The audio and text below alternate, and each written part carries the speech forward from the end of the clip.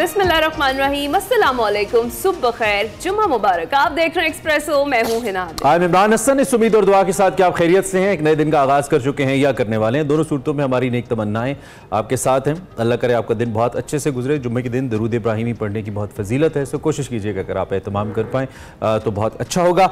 अलग सुबह तो नहीं, लेकिन रात गए तकरीबन रात 3 साढ़े 3 बजे हमने एक बहुत अच्छी किस्म की बारिश ऑब्जर्व की इन लाहौर, जिसके बाद मौसम तो अच्छा क्या ही हुआ, लेकिन माशाल्लाह लाहौर की जो गलियाँ हैं वो इस वक्त तालाब का मंजर पेश कर रही हैं। खासतौर पे जो गुलबर्ग के इलाके हैं वो इलाके जिनको chief minister Punjab model Lahore बनाने का प्लान करी है, जहाँ पे ट्राम समेत जिन्हें यूरोपियन गलियों की तर्ज पे बनाने का इरादा है। इस वक्त वो गलियाँ यूरोपियन तो हैं, लेकिन वो वेनिस का मंजर पेश कर रही हैं।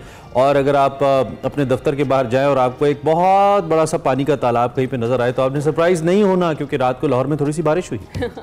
इमरान, आपने बड़े अच्छे से बता दिया कि बारिश के बाद की क्या सूरत हाल है। पानी का आपने बताया है, लेकिन जो बिजली जो है वो गायब है। बहुत सारे इलाकों से कई फीडर्स जो हैं वो ट्रिप कर गए हैं और अंधेरे में डूबे हुए हैं। अभी तक बहुत सारे इलाके शाहराहों पर पानी जमा है और वासा कामला जो है काफ़ी जगहों पर सुबह जब मैं आ रही थी तो मैंने देखा मुतहरिक थे, निकासी आब में मसरूफ़ थे।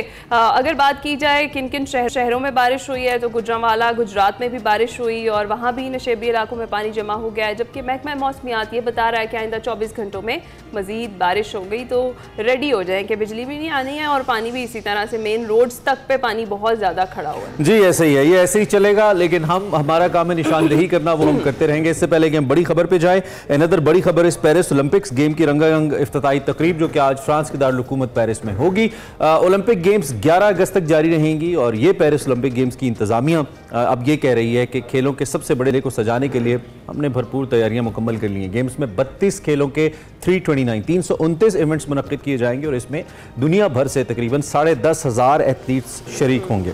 ओलंपिक गेम्स की जो इफ्तिताई तकरीब है आज मकामी हमारे वक्त के मुताबिक शाम 7:30 बजे, उनके मकामी वक्त के मुताबिक शाम 7:30 बजे और पाकिस्तानी वक्त के मुताबिक रात 10:30 बजे उसका इनेकाद होगा। और इसमें जो फ्रांस के सदर हैं एमेनुएल मैक्रोन इन आलमी खेलों का बाज़ाबिता इफ्तिताह करेंगे, जबकि जो ओलंपिक मशल है वो भी रोशन की जाएगी। जी हाँ, और तकरीब का नज़ारा करने के लिए जहाँ हज़ारों अफराद दरिया के किनारे मौजूद होंगे, वहीं दुनिया भर में करोड़ों अफराद इसे अपनी टीवी स्क्रीन पर भी देख सकेंगे। इसका बेसब्री से इंतजार किया जाता है।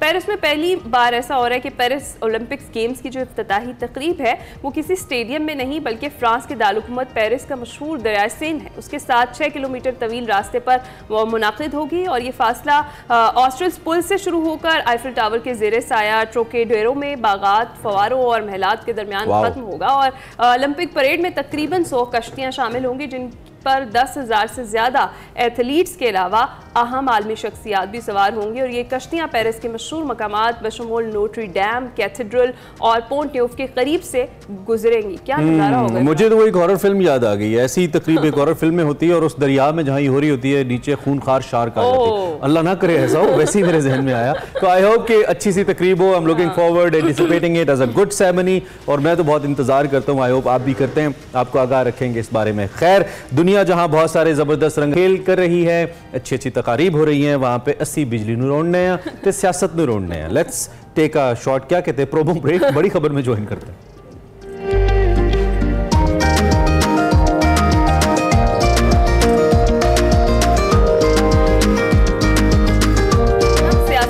हाल का अगर जिक्र करें तो गुज़िश्ता रोज बानी पीटीआई से मुलाकात के बाद सॉरी इस सेगमेंट का नाम नाजुक मोड़ ना रखें ये वो नाजुक मोड़ है जिससे हम रोज गुजरते हैं और जब से बना है तब से वक्त हुआ जाता है हमारे सेगमेंट नाजुक मोड़ का। अब आप बताइए क्या हो रहा है। तो जनाब ये जो मीटिंग थी कल बानी पीटीआई से, उसके बाद जो अपोजिशन लीडर हैं उमर अयूब, उन्होंने मीडिया से गुफ्तगू करते हुए कहा कि बानी पीटीआई ने ये मैसेज दिया है कि कौम नए इलेक्शन की तैयारी करे, क्योंकि नए इंतखाबात होंगे तो ही मुल्क तरक्की करेगा और जो मौजूदा हुकूमत है वो डूब चुकी है। शहबाज शरीफ और मौजूदा हुकूमत पाक फौज और पीटीआई को आमने सामने करना चाहते हैं।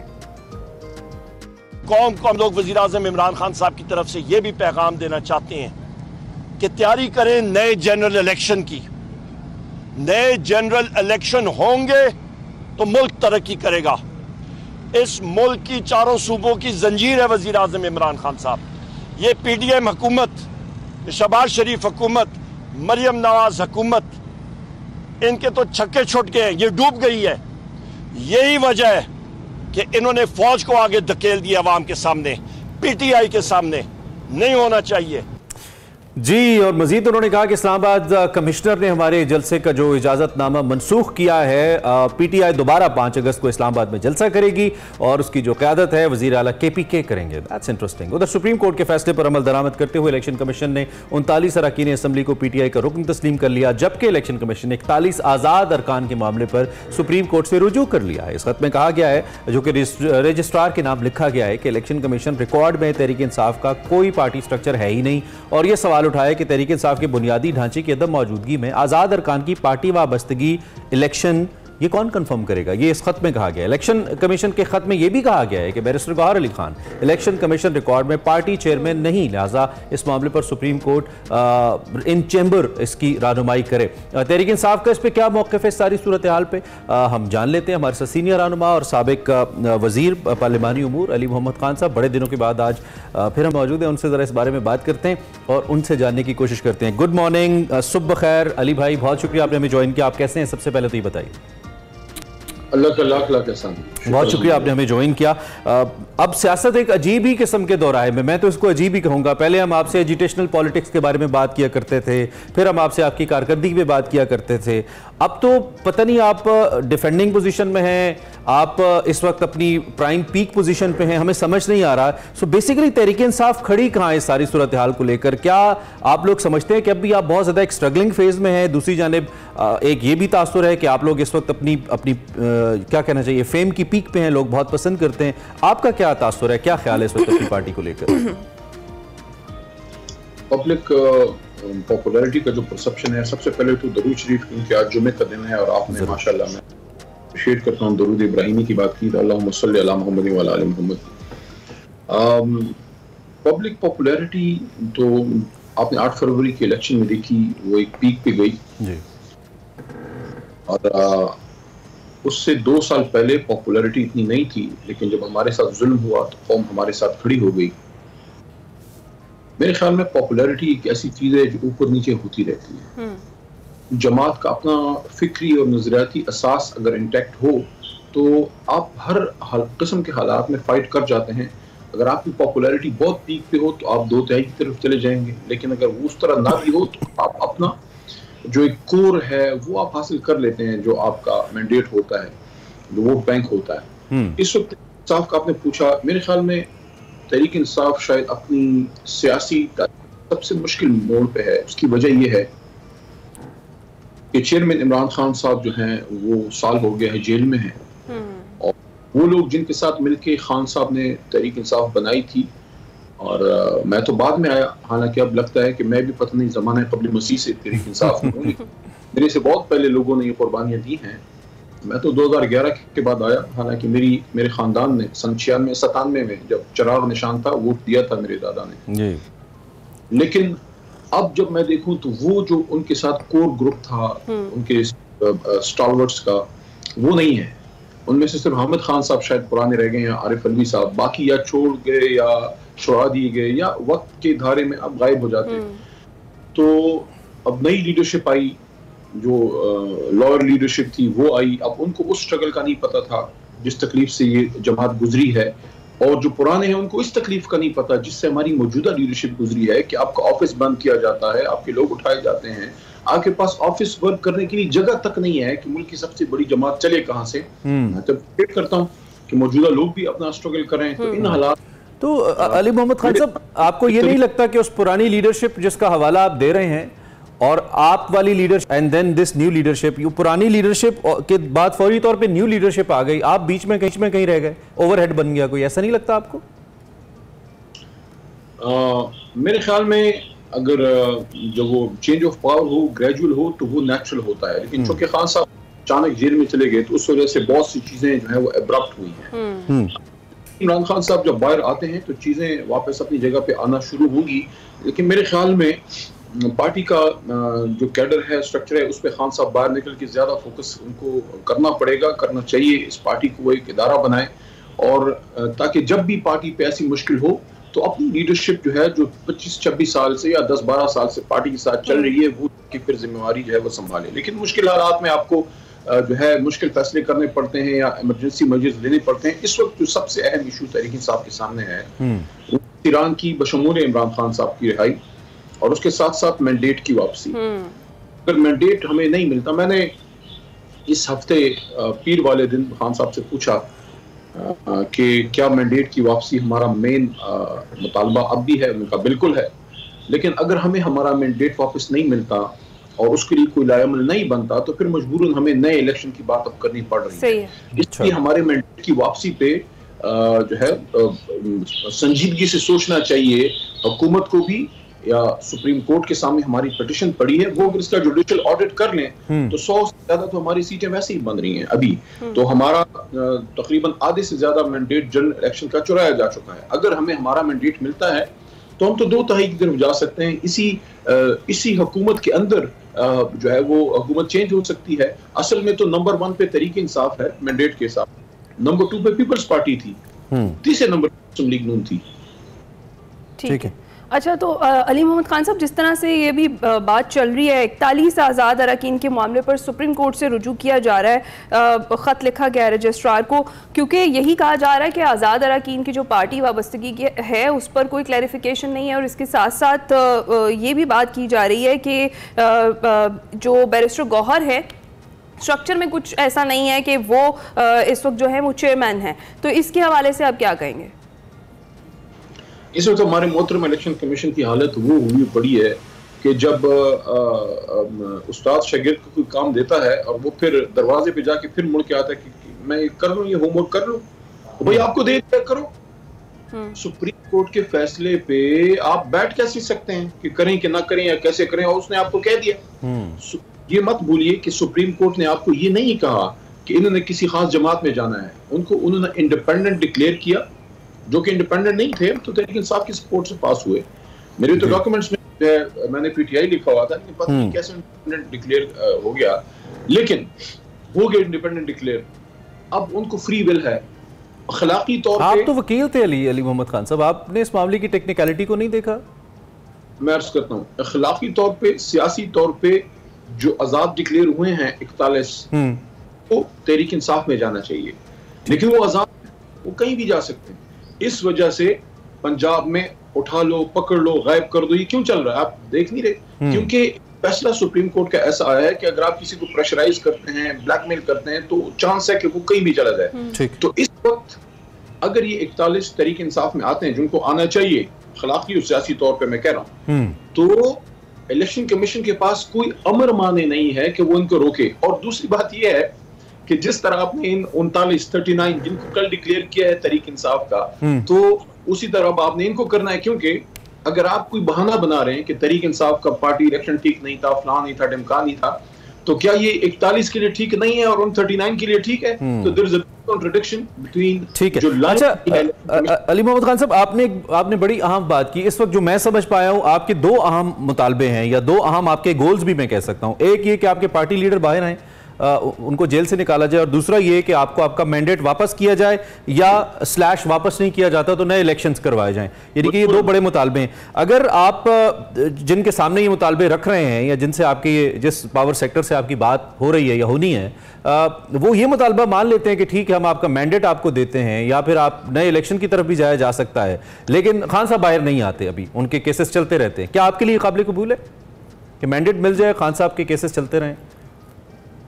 मेरा नहीं ख्याल, क्योंकि हुकूमत बनाने से अहम लीडर का बाहर निकलना है, इसमें तहरीक इंसाफ का फायदा नहीं है, इसमें पाकिस्तान का फायदा है। कोई भी बड़ा लीडर हो, उसको अगर आप जेल में रखते हैं तो कौम मुंतशिर होती है। लीडर क्या करता है? लीडर होप देता है, कौम को इकट्ठा करता है। जब देखें हमारे बड़े बड़े मसाइल हैं, मैं शॉर्ट बात करूंगा, देखें 8,000 अरब से ज्यादा हम एसटी चार्ज जो IPPs को दे रहे हैं जी, इसके साथ इस वक्त आपके पानी के बड़े मसले हैं। अभी हमारी बहन ने जो बात की कि लाहौर में जो हो रहा है, मैं नहीं सिर्फ ब्लेम नून पे करता, हमने भी 3 साल गुजारे हैं, उससे पहले भी मुशर्रफ साहब का दौर गुजरा है, लेकिन पाकिस्तान का दिल है लाहौर, और उसकी हालत ये है कि दिल हर वक्त सैलाबी पानी में डूबा रहता है, ठीक है ना।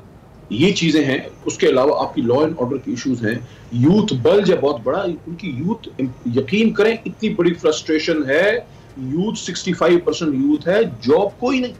तो इन सारी चीजों पे बैठ के बात करनी, अच्छा बात तब होगी जब पॉलिटिकल माहौल थोड़ा स्टेबल होगा और ये बड़े सर जो इतने बड़े बड़े हैं ये बैठ के पार्लियामेंट हाउस में कोई इस पर डिस्कशन करें। लेकिन इन सारे मसाइल पे कम से कम फरवरी 8 से लेकर अब तक मैंने तो अपोजिशन का कोई बड़ा एहतजाज नहीं देखा। होने ही ना दें आपने, देखें समझिए, अगर आप लीडरशिप को इकट्ठा होने ही ना दें, लीडर सारी जेलों में हो या आपस में बरसरे पैकार हो लड़ रहे हो, तो आपका क्या होगा जो 25 करोड़ है? नहीं, वो ठीक कह रहे हैं आप, लेकिन आपने इतने अहम मसले गिनवाए ना, ये काम ओपोजिशन का होता है कि ओपोजिशन आवाज उठाती है और ओपोजिशन आवाम के लिए लड़ती है। यानी कि अगर हुकूमत मेरी बात नहीं मान रही या वादा खिलाफी कर रही है हुकूमत में आने के बाद, मैंने ओपोजिशन की तरफ से PTI समेत JUI सब पार्टियां इसकी जिम्मेदार हैं और पीपल्स पार्टी भी कभी ओपोजिशन में आ जाती है, कभी हुकूमत में चली जाती है।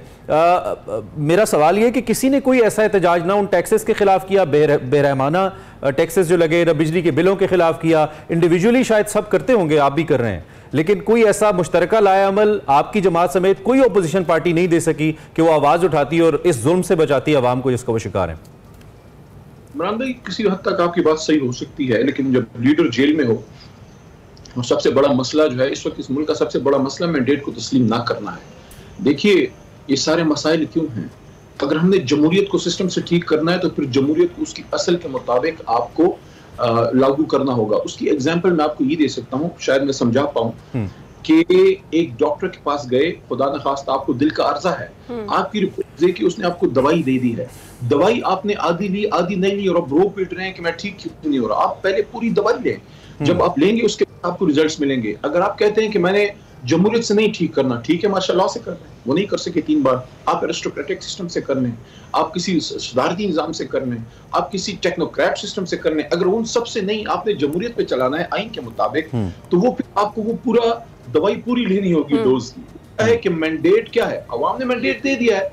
मैं कहता हूँ किसी 28 गिरे को मैंडेट दे दिया है, किसी गलत आदमी को अवाम ने दे दिया ना, let him take the charge.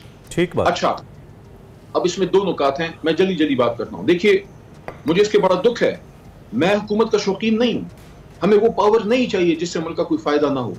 क्यों हमें टर्म पूरी नहीं करने दी गई? अगर टर्म पूरी करने देते तो फिर ये चीजें ना आती, एब्सोल्युटली नॉट ना आता, अमेरिका के हुक्म पे हुकूमत ना बदलती तो हम अवाम के हुक्म पे बदल जाती। हम परफॉर्मेंस पे जज होते। पंजाब में हम जज हो रहे होते, बुज़दार साहब ने क्या तीर मारा है, मरकज में खान साहब के साथ हम सब ने क्या किया है, पख्तूनख्वा में महमूद साहब थे, खान साहब के वजीर आला, सिंध में मुराद अली शाह साहब थे।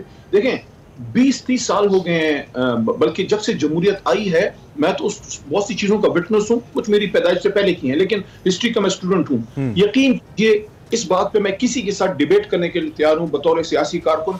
आज तक पाकिस्तान में सिर्फ जज्बाती सियासी नारों पे इलेक्शन हुए हैं, परफॉर्मेंस बेस्ड इलेक्शन होने ही नहीं दिया बदकिस्मती से एस्टैब्लिशमेंट में। हमेशा साल 2 साल बाद देखें, जब हम इस चीज पे आ जाएंगे, आखिरी नुकता है कि हम परफॉर्मेंस पे इलेक्शन के रिजल्ट्स लेना शुरू करें जज्बाती नारों के बजाय, तो फिर आपके डालूंगे। और एक और बात, आपने कहा ना कि अपोजिशन अपना रोल अदा करे, मैं समझता हूँ पाकिस्तान इस वक्त उस मैच पे पहुंच चुका है कि इसमें अपोजिशन और हुकूमत दोनों को सर जोड़ के बैठना पड़ेगा कि अब इन मसाइल से निकलें कैसे, और उसके बाद अपोजिशन अपना किरदार अदा करे और उसको वॉच डॉग की तरह वॉच करे कि जो तय हुई है क्या उस पे अमल हो रहा है। Absolutely right. काम भी है, I cannot agree more. Lead of the hour भी यही चीज है। बिल्कुल सही बात की है आपने। अली मोहम्मद खान साहब, जिस तरह से आपने कहा कि निकाले ना लीडर को बाहर, आपने उसको डाला हुआ है सब से बेगुनाह, उसको लेके आए बाहर बैठ के।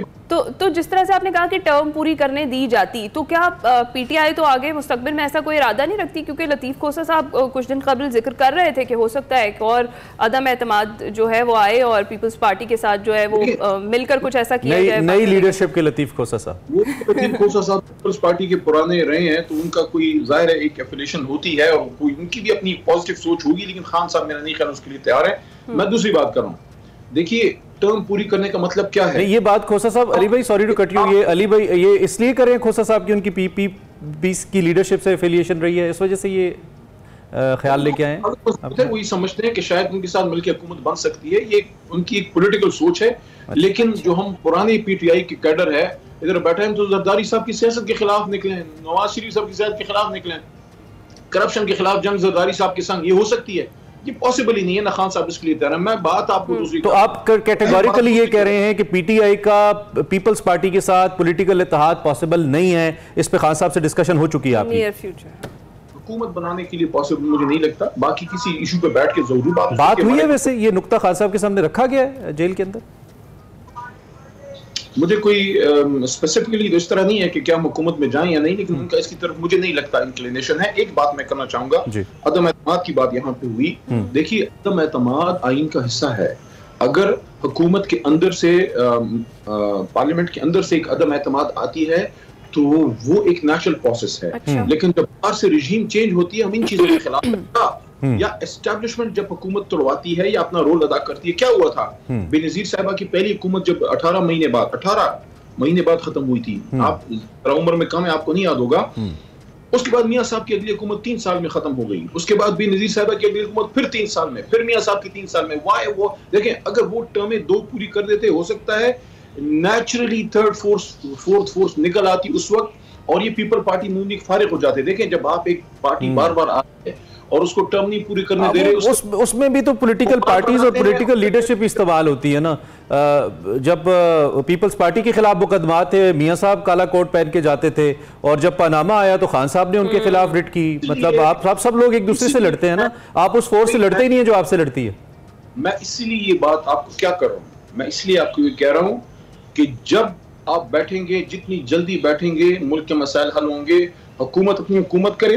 लेकिन ये तो सारा कुछ इस वक्त अगर मैं कहूं पॉलिटिकली, वो तब होगा जब पूरी पॉलिटिकल लीडरशिप बाहर होगी और वो इस पे राजी होंगे कि अब हमें पार्लियामेंट में बैठना है और एक दूसरे से मुल्की मसाइल। लेकिन इस बात की अली मोहम्मद खान साहब क्या गारंटी है कि अगर हुकूमत और एस्टैब्लिशमेंट इस बात पे आपके साथ एग्री करते हैं और वो खान साहब को रिहा करते हैं, उनके केसेस खत्म होते हैं, तो उसके बाद खान साहब बैठेंगे? क्योंकि खान साहब की तारीख तो कुछ इस हवाले से बहुत पॉजिटिव नहीं है कि जो उन्होंने नेगोशिएशन की बात की और फिर वो बैठ गए। वो तो कहते थे मैं दहशतगर्दों के साथ बैठ जाऊंगा, इनके साथ नहीं बैठूंगा। फिर कैसे मानेंगे?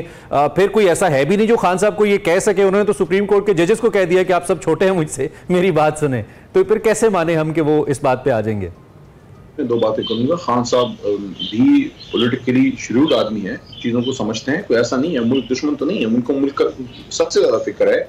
और फिर हम लोग मौजूद हैं। देखें, मैं ये कहता हूँ कि मेरे जैसे लोग हम बात करेंगे खान साहब से, और मैं जिस जगह से निकल आया हूँ उसके नीचे तो सिर्फ कब्र है।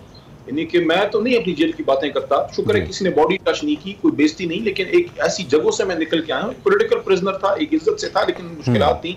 उसके नीचे सिर्फ कब्र है। जिसने जेल काटी है उसको सिर्फ एक इशारत में बता देता हूँ कि कसूरी चक्की जेल में डेथ सेल से नीचे एक और खराब, उधर से मैं होके आया हूँ। कसूरी चक्की अपने पेशावर में काट के आया हूँ, तो उसके नीचे कब्र है। मैं तो खान को हमेशा ये बात करता रहा हूँ और अब तो और भी करूंगा कि भाई ये चीज सही है, ये चीज गलत है।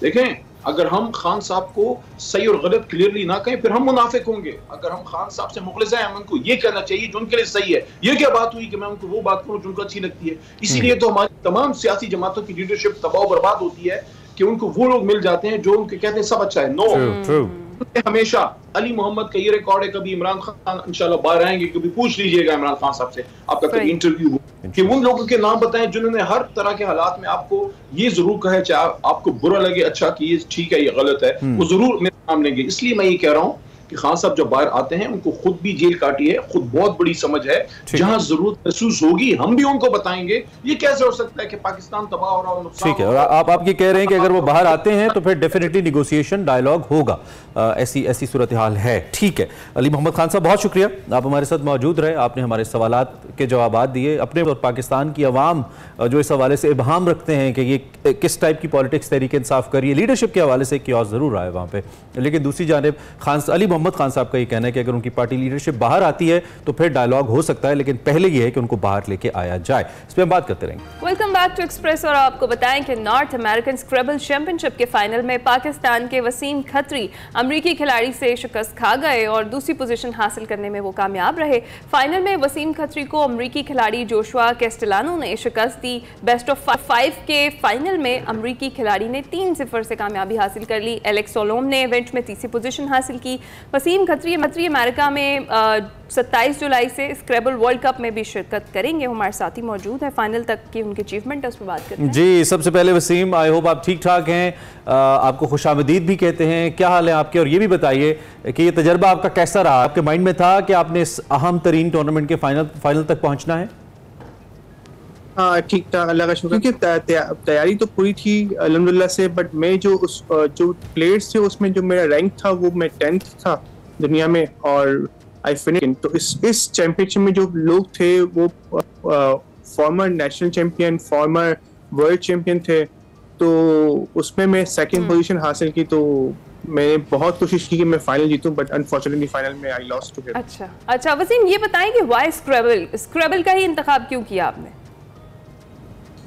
This helps you to improve your literacy and numeracy. और मैं प्रोफेशनल बाकायदा कोच हूँ HHS स्कूल सिस्टम में भी, जहाँ पे मैं बाकायदा पिछले 10 सालों से मैं बच्चों को टीच कर रहा हूँ स्क्रैबल। और ये मेरा पैशन है, क्योंकि मुझे शुरू से ही पजल गेम्स और क्रॉसवर्ड्स और ये सब चीज़ों को करने का बहुत शौक था, और स्क्रैबल रिलेटेड टू इसी से है। तो मुझे अल्हम्दुलिल्लाह से ये है कि इस फील्ड में मुझे बहुत ज़्यादा इज्जत मिली, बहुत ज़्यादा पजीराई मिली, और आज अल्लाह ताला ने इतनी इज्जत दी है कि पूरी दुनिया में पाकिस्तान का नाम रोशन कर। राइट। तो ये भी मैं वसीम आपकी मौजूदगी से फ़ायदा उठाते हुए, एक अच्छे स्क्रैबल प्लेयर में कौन कौन सी ऐसी चीज़ें हैं, कौन सी कैरेक्टरिस्टिक्स हैं दैट यू फील के वो उसमें होनी चाहिए to be a good Scrabble player? Basic requirement आपको ऑब्वियसली आप 2 letters 3 letters, और बिगनर्स के लिए ये होता है कि आप पाकिस्तान स्क्रैबल एसोसिएशन ज्वाइन करें, जहाँ पे आप हमारे इवेंट्स होते रहते हैं, इंटर स्कूल होता है, फिर उसके बाद सिलेक्शन होती है बच्चों की, वो वर्ल्ड यूथ चैंपियनशिप में जाते हैं हर साल। उसके बाद ये होता है कि जो दूसरे वर्ल्ड इवेंट्स होते हैं उसमें पार्ट ले सकते हैं, और इट्स अ प्रॉपर सिस्टम। हमारे यहाँ एक प्रॉपर सिस्टम बना हुआ है जिसके तहत बच्चे आते हैं, खेलते हैं, फिर वो ग्रो अप करते हैं, फिर उसके बाद वो इंटरनेशनल इवेंट्स में खेलने जाते हैं। तो this is a complete system that we have been following. अच्छा, तो ये भी बताइएगा कि अच्छे स्क्रैबल प्लेयर के लिए इंटेलिजेंस ज्यादा काउंट होती है या फिर इसे सीख कर भी किया जा सकता है? दोनों चीजें। ऑब्वियसली इंटेलिजेंस तो होनी चाहिए, बट अगर आप हार्ड वर्किंग है तो फिर होता ये कि hard worker always take over the intelligence. तो उसमें जैसे मैं ऑब्वियसली मेरी जो बेसिक एजुकेशन वो इतनी अच्छी नहीं थी, but I work very hard. मैंने बहुत मेहनत की, मैंने बहुत प्रैक्टिस की, और इंटरनेशनल इवेंट्स खेले, एक्सपीरियंस गेन किया, और अल्हम्दुलिल्लाह से मैंने पिछले 15 साल से आई एम प्लेइंग 12 कंट्रीज। तो अब इतना एक्सपीरियंस हो गया है कि अल्हम्दुलिल्लाह आई द टूर्नामेंट्स आल्सो। अच्छा, ये भी बताइएगा कि कैसा रहा एक्सपीरियंस आपका अमेरिका में, और 27 जुलाई से आपने वर्ल्ड कप में भी शिरकत करनी है।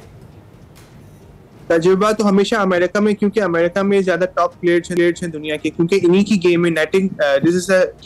जैसे हमारी हॉकी कौमी खेल है, तो इसी तरह स्क्रैबल भी इनका कौमी खेल है। उनके हर जगह, हर घर में, तकरीबन हर जगह खेला जाता है, और तो यहाँ पे आके सीखने को बहुत कुछ मिलता है। It's easy for them to play Scrabble because they have their own language. But for us, हमें especially words extraordinary याद करने पड़ते हैं, तो यहाँ पे आके परफॉर्म करना एक बहुत अच्छा मोरल बूस्टर होता है हमारे लिए। तो this is something which I always look forward to play here. मैं हमेशा से अमेरिका का इसलिए इंतखाब करता हूँ क्योंकि मुझे यहाँ पे इंटरनेशनल टॉप प्लेयर्स के साथ खेलने को मेरे को मौका मिलता है, और हमारी जो इंटरनेशनल रेटिंग होती है वो इम्प्रूव होने और मिलती है।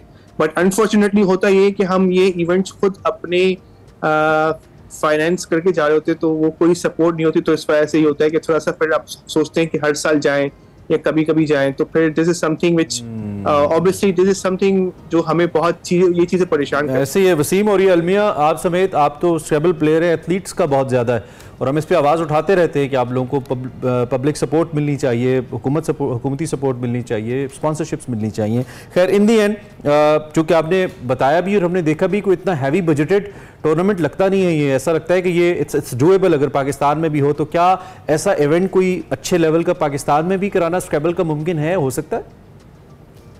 हाँ बिल्कुल, बड़े इवेंट्स करवा सकते हैं। इसमें आपको सिर्फ एक बहुत बड़ी फुली एयर कंडीशन जगह चाहिए होती है, जिसमें जो अभी हमारे यहाँ पे अमेरिका में इवेंट हुआ था, वहाँ पे 300 लोग एक ही बड़े हॉल में थे। तो हमारे पास भी बहुत सारे हॉल मौजूद हैं, बट ये है कि ऑब्वियसली स्पॉन्सर्स को आगे आना पड़ेगा, और इंटरनेशनल इवेंट्स करवाने के लिए यहाँ पाकिस्तान में जब तक स्पॉन्सर्स आगे नहीं आए तो हम ये एसोसिएशन इट्स नॉट अकेले ये काम नहीं कर सकती है।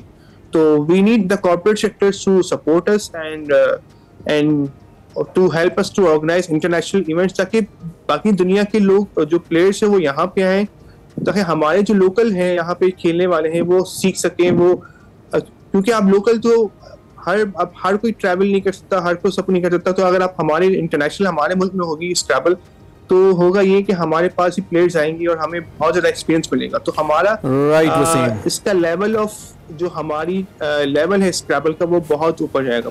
चले, हमारी बेस्ट विशेस आपके साथ है। Wasim, thank you very much for joining us, for joining Expresso exclusively, और हमसे बात करने के लिए भी। अल्लाह करे आप वर्ल्ड कप में बहुत अच्छा परफॉर्म करें, और अब भी आपने बहुत अच्छा परफॉर्म किया। We are so proud of you. हमारी बेस्ट विशेस आपके साथ है। ब्रेक पर जाने से पहले बड़ी अहम खबर है, वो शामिल कर लेते हैं जनाब। Women's T20 cricket Asia cup के सेमीफाइनल्स की जो आज श्रीलंकन शहर दम्बोला में खेले जाएंगे। जो पहला सेमीफाइनल है उसमें 7 मरतबा की चैंपियन टीम भारत का सामना बांग्लादेश से होगा, जबकि दूसरा सेमीफाइनल पाकिस्तान और श्रीलंका के दरमियान होगा। सेमीफाइनल्स की तैयारी के लिए पाकिस्तान विमेंस क्रिकेट टीम ने गुज़िश्ता रोज बैटिंग, बॉलिंग और फील्डिंग प्रैक्टिस भी की है, और फाइनल के फाते का फैसला इतवार को होगा। बिल्कुल, फाते टीम ट्रॉफी के साथ $20,000 की रकम की भी हकदार होगी, और रनर्स अप को $12,000 मिलेंगे। प्लेयर ऑफ द फाइनल 1,000, जबकि प्लेयर ऑफ द टूर्नामेंट $2,000 उनको मिलेंगे, वो वसूल करेंगे। So not bad. देखते हैं पाकिस्तान की टीम कैसा परफॉर्म करती है श्रीलंका के खिलाफ भी, and if they reach to the final then finalist team के खिलाफ भी। हम आपको अपडेटेड रखेंगे। एक ब्रेक लीजिए, ब्रेक के बाद वापस आइए।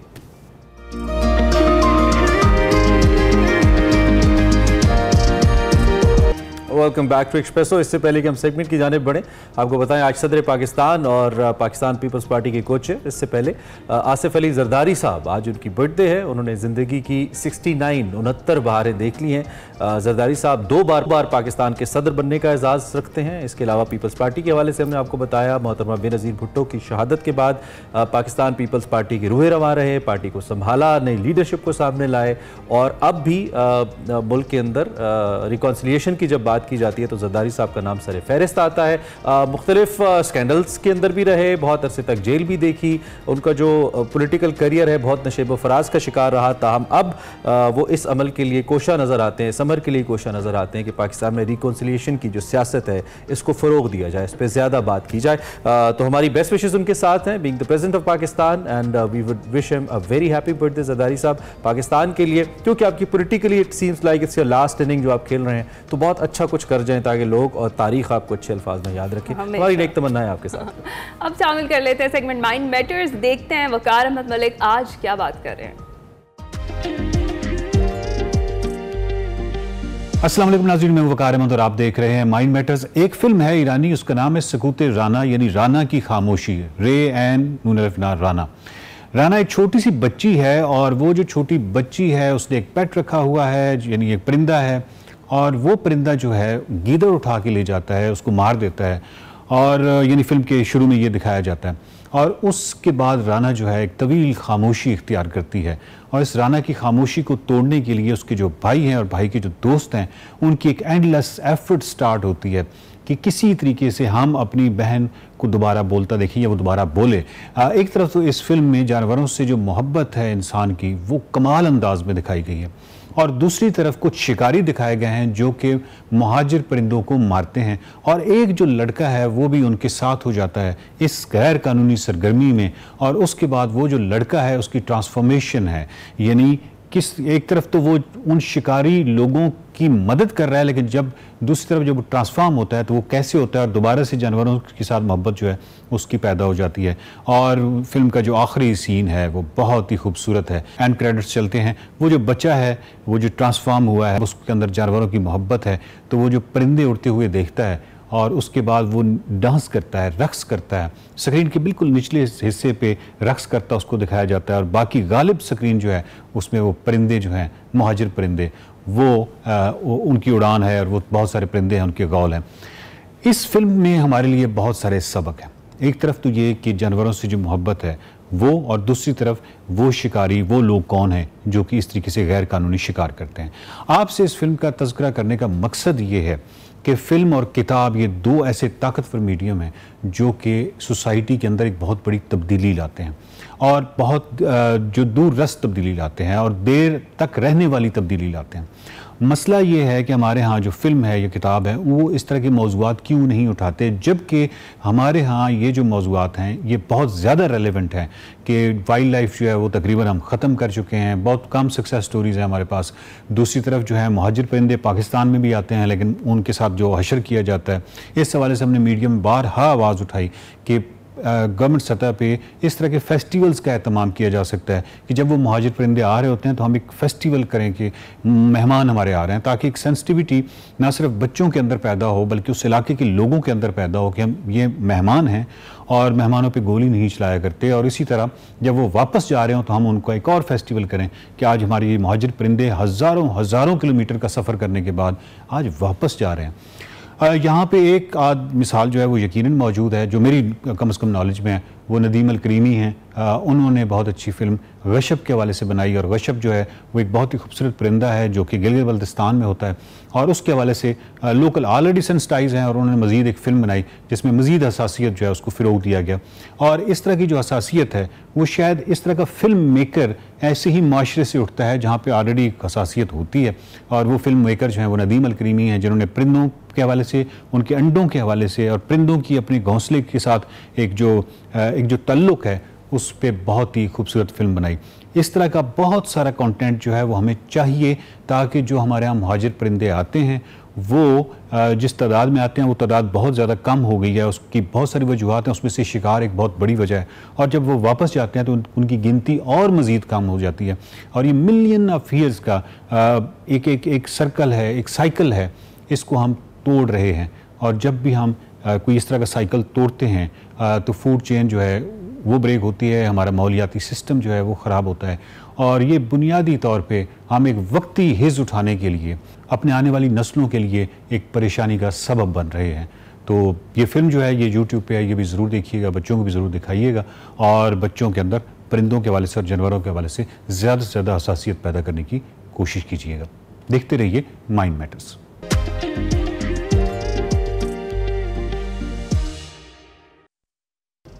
प्रोग्राम के दूसरे हिस्से में खुशामदीद। अब ज़रा हम बात कर लेते हैं, हमारी सोसाइटी का ना हमेशा से एक अलमिया रहा है ख़वातीन को बाइख्तियार बनाने के लिए कुछ ज़्यादा एफर्ट्स नहीं की जाती, लेकिन अब जैज़ जो है उसने एक अच्छा इनिशिएटिव लिया है जिसकी टैगलाइन ही बड़ी ज़बरदस्त है इमरान, वो इसका भी हम बात कर रहे थे कि घर चला सकती हो तो अकाउंट क्यों नहीं।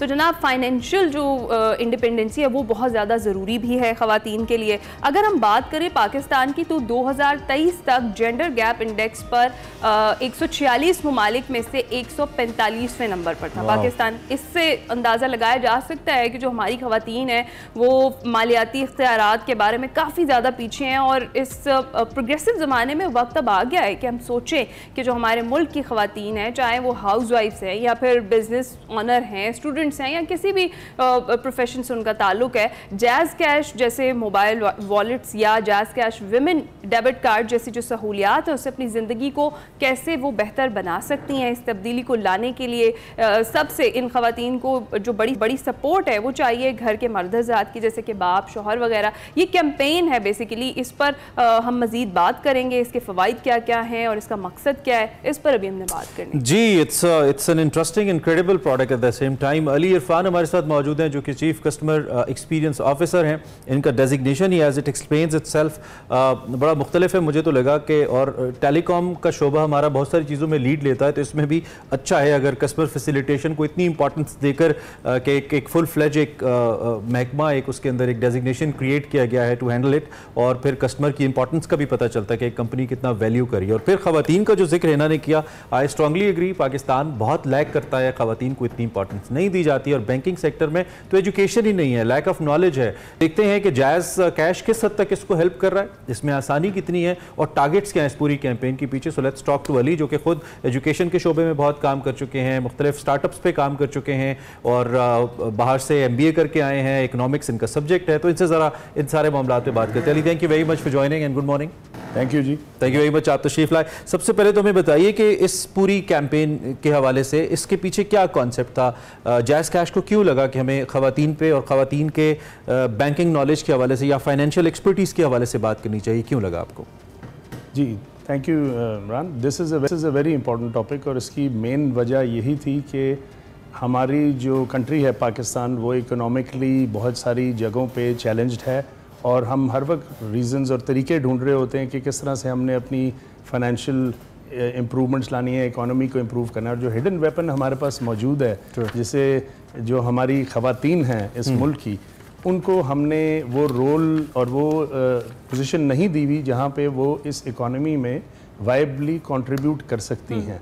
तो एक स्टडी के मुताबिक तकरीबन 30% इंक्रीज आ सकता है हमारे जीडीपी में अगर हम अपनी सारी खवातीन को फाइनेंशियल फोल्ड यानी मालियाती जो हमारी जो इकोनॉमी है फॉर्मल उसके अंदर पार्टिसिपेट करवा सकें। सो ये उसकी बेसिक रीज़न है और आई थिंक हम इसमें काफ़ी नहीं करते एफर्ट कि अपनी खवातीन को इनकरेज करें और उनको वो टूल्स मुहैया करें जिनके थ्रू वो एक्चुअली पार्टिसिपेट कर सकेंगी हमारी इकोनॉमी में। ठीक है, तो इसके लिए जैज़ कैश क्या आसानियाँ, क्या फैसिलिटीज़ जो है वो खवातीन को प्रोवाइड कर रहा है? जी, ये भी बड़ा ज़रूरी सवाल है। बहुत सारी जो बेसिक चीज़ें हैं शुरू होती हैं अवेयरनेस और एजुकेशन से। तो अगर तो लोग आगाह ही नहीं हुए हुए कि जी इसको करना क्यों ज़रूरी है, तो और जो ख़वातीन ख़ुद हैं उनको अगर आइडिया नहीं है कि फ़ाइनेंशियल जो उनके पास फॉर्मल अगर टूल्स आ जाते हैं या वो बैंकिंग की सहूलियात आ जाती हैं तो उनको इसका क्या फ़ायदा है, वो अपने घर के लिए क्या बेनिफिट ला सकती हैं, हाउस होल्ड के लिए क्या चीज़ें इंप्रूव कर सकती हैं। तो पहले तो हम ये अवेयरनेस क्रिएट करते हैं, उनको समझाते हैं, उनको बताते हैं कि उनके इसमें क्या फ़वाइद हैं और वो इनसे अपने घर की सेविंग्स, अपने घर की जो खर्चे हैं, जो पेमेंट्स हैं, उसमें किस तरह से हेल्प कर सकती हैं और अपनी हेल्थ में इम्प्रूवमेंट्स ला सकती हैं एज ए रिज़ल्ट। वो बहुत सारे ऐसे प्रोडक्ट्स भी मौजूद हैं जो वो इस्तेमाल कर सकती हैं जिसमें ना सिर्फ घर का फ़ायदा है, बच्चों का फ़ायदा है, बट पूरे हाउस होल्ड का फ़ायदा है। Indeed it is. अगर एक घर में, और हमने देखा है हमारे घरों के अंदर जो मदर्स, हमारी नानियाँ, दादियाँ, they used to be very good financial managers. अक्सर तो सारे मामलात फाइनेंस के वही देखती। तो एक समहाउ